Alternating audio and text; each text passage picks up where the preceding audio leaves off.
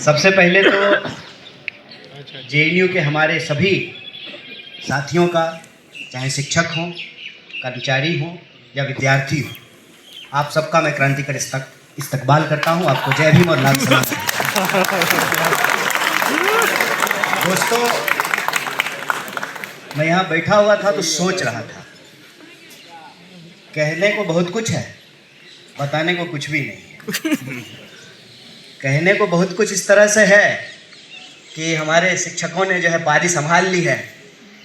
तो एक बात तो सुचिता ने कह दी कि ये अपना आंदोलन तो बता रहे हैं, अपने खिलाफ होने वाला आंदोलन नहीं बता रहे। लेकिन खासियत यही है जी, इसीलिए हम आपके बीच आए हैं। आपको कुछ बताने नहीं आए हैं, आप हमसे ज़्यादा समझदार हैं और हमको भी आपकी उम्र में लगती थी कि हमको दुनिया की सबसे ज़्यादा समझ है और आपको भी लगनी चाहिए। हम बस इस सॉलिडेरिटी मीटिंग में इसलिए आए हैं कि हमारे लिए कोई करके गया और आप अपनी आने वाली पीढ़ी के लिए कर रहे हैं। जेएनयू एक सिलसिला है। अगर हम समझते हैं कि जेएनयू एक विश्वविद्यालय है तो शायद हम जेएनयू को नहीं समझ पा रहे।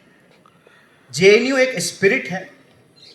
जेएनयू नाउमीदी के इस दौर में एक उम्मीद है, इसलिए हम आपके बीच में आए।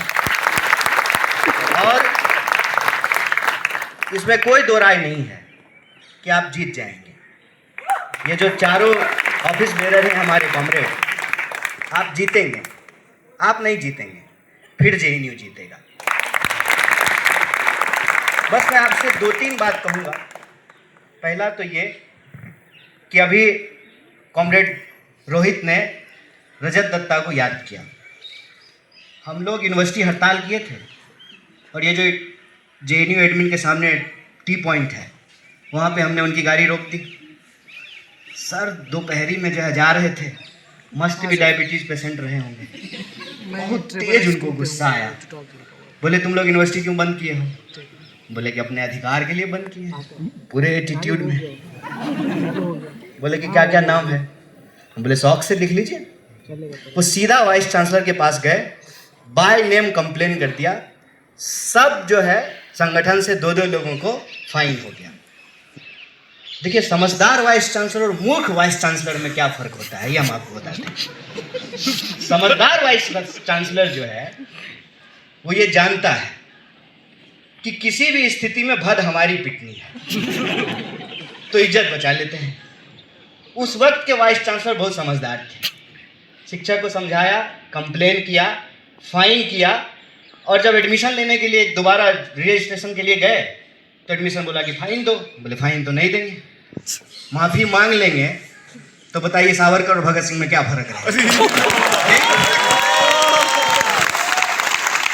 हमने कहा कि जेएनयू एक सिलसिला का नाम है। तो जो है वाइस चांसलर कहा ठीक है, किसी को बताना मत, फाइन हम भर देते हैं। एक तो जो टीचर यहाँ साथ खड़े हैं, हमारी लड़ाई में हमेशा खड़े रहे, हम इनके खिलाफ भी लड़े हैं।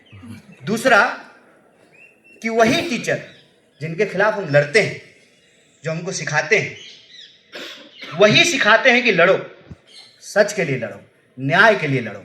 और आजकल एक वर्ड बहुत मीडिया में चलता है ना, सनातन। क्या है सनातन? संघर्ष ही सनातन है।